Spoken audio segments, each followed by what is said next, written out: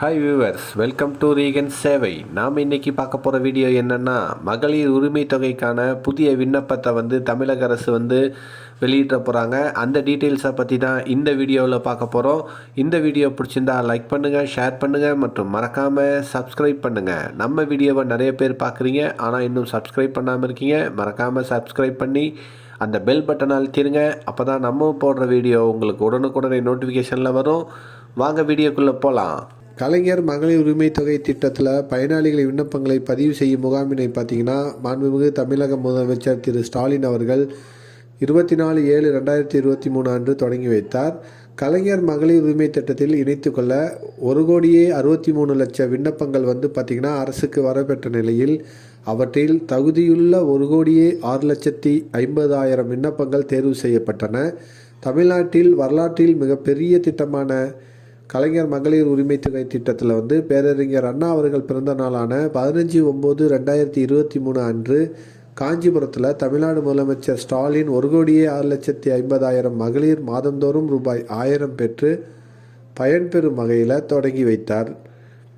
மேலும் கலைஞர் மகளிர் உரிமை திட்டத்தின் கீழ் முகாம்களில் விண்ணப்பித்து கலாய்வு நிலுவையில் இருந்த விண்ணப்பங்கள் பார்த்திங்கன்னா இறுதி செய்யப்பட்டு தற்போது புதிதாக கண்டறியப்பட்டுள்ள 7,35,000 பயனாளிகளுக்கும் ஏற்கனவே வழங்கப்பட்டு வரும் 1,06,50,000 பயனாளிகளுடன் சேர்த்து மொத்தம் 1,13,84,300 மகளிருக்கு நவம்பர் மாதத்திற்கான உதவித்தொகையினை கடந்த 10/11/2023 முதல் வழங்க முதலமைச்சர் அவர்கள் உத்தரவிட்டார். இந்நிலையில் நவம்பர் மாதம் தீபாவளி பண்டிகையை முன்னிட்டு ஒரு வாரத்துக்கு முன்பாகவே பயனாளர்களின் வங்கி கணக்கில் ரூபாய் 1000 வரவு வைக்கப்பட்டது. முதலில் 1 கோடி பேர் பயனாளர்களாக தேர்ந்தெடுக்கப்படுவார்கள் என்று அறிவிக்கப்பட்டாலும் 1,06,52,000 பேர் பயனாளர்களாக இணைக்கப்பட்டனர். மகளிர் உரிமை தொகை திட்டத்திற்கு விண்ணப்பித்து நிராகரிக்கப்பட்டவர்கள் மேல்முறையீடு செய்ய கால அவகாசமும் அளிக்கப்பட்டது. அவ்வாறு மேல்முறையீடு செய்த 11.80 லட்சம் பேரின் மனுக்கள் பரிசீலிக்கப்பட்டு வந்தன. இந்நிலையில் அதில் முதற்கட்டமாக 7.35 லட்சம் பேர் பயனாளர்களாக இணைக்கப்பட்டனர். தற்போது பயனாளர்களாக உள்ளவர்களின் எண்ணிக்கை 1,13,84,300 உள்ளது. இந்நிலையில் தொடர்ந்து மேல்முறையீட்டு மனுக்கள் மீது நடவடிக்கை எடுக்கப்பட்டு வருவதால் டிசம்பர் மாத உரிமை தொகை வழங்கும் போது மேலும் சிலர் பயனாளர்களாக இணைக்கப்படுவார்கள் என்றும் எதிர்பார்க்கப்படுகிறது. புதிதாக இணைக்கப்படுபவர்களுக்கு கடந்த 3 மாதங்களுக்கும் சேர்த்து மொத்தமாக 4,000 வரவு வைக்கப்படும் என்று அதிகாரிகள் வட்டாரத்தில் கூறப்பட்டு வருகிறது. எனவே உரிமை தொகை திட்டத்தில் மேல்முறையீடு செய்தவர்கள் குறுஞ்செய்தி வருகிறதா என ஆவலுடன் எதிர்பார்த்து வருகின்றனர்.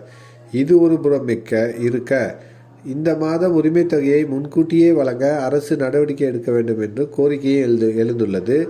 கோரிக்கையை ஏற்று தமிழக அரசு பார்த்திங்கன்னா மகளிர் உரிமை தொகைக்கான டிசம்பர் மாத தொகையை பார்த்திங்கன்னா முன்கூட்டியே அவரவர் வங்கி கணக்கில் 2 நாள்களுக்கு முன்னால் சேர்த்து எடுத்தாங்க. இதனால் மக்களுக்கு மகிழ்ச்சி ஏற்பட்டது. அதே நேரத்தில் பார்த்திங்கன்னா அடுத்த ஒரு மகிழ்ச்சியான செய்தியும் தமிழக அரசு மூலமாக வெளியிட்டிருக்காங்க. அப்படி என்ன நியூஸ்னு கேட்டிங்கன்னா, செய்தியாளர்கள் நிதியமைச்சரிடம் கேட்டபோது புதியதாக மகளிர் உரிமை தொகைக்கான விண்ணப்பங்கள் பார்த்திங்கன்னா ஜனவரி மாதம் முதல் பெறப்படும் அப்படின்ட்டு மகிழ்ச்சியான செய்தியையும் அறிவிச்சிருக்காங்க. எனவே இதுவரைக்கும் அப்ளை பண்ணாமல் மகளிர் உரிமை தொகை பெறாமல் இருக்கிறவங்க ஜனவரி மாதம் முதல் அதற்கான புதிய விண்ணப்பங்கள் வழங்கும் பணி தொடங்கப்படும்னு தமிழக அரசு மூலமாக நிதியமைச்சர் அறிவிச்சிருக்கிறாங்க. இந்த மகிழ்ச்சியான செய்தி தான் இப்போ மகளிர் உரிமை தொகை மூலமாக தமிழக அரசிடமிருந்து பெறப்பட்டிருக்குது புதிய விண்ணப்பத்திற்கு. இந்த வீடியோ பிடிச்சிருந்தா லைக் பண்ணுங்கள், ஷேர் பண்ணுங்கள் மற்றும் மறக்காமல் சப்ஸ்கிரைப் பண்ணுங்கள். மேலும் ஒரு புதிய வீடியோவில் சந்திப்போம்.